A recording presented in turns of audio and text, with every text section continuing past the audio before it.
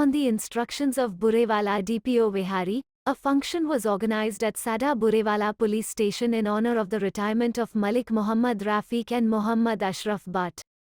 The event was also attended by SHO Police Station President Meher Riaz Sial, Arshad Iqbal OICDWC Vihari, Shafiq Najmi Gujjar, Javed Akhtar Asi, Muhammad Mudassir and Usman Dogar among others.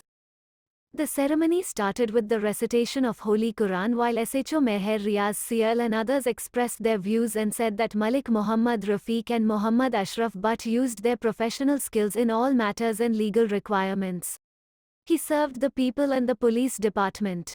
Their services are invaluable. SHO Riaz Sial and others paid tributes to Malik Muhammad Rafiq and Muhammad Ashraf Butt for discharging their responsibilities in the best possible way. Malik Muhammad Rafiq and Muhammad Ashraf Butt were also presented with commemorative shields and bouquets of flowers at the ceremony.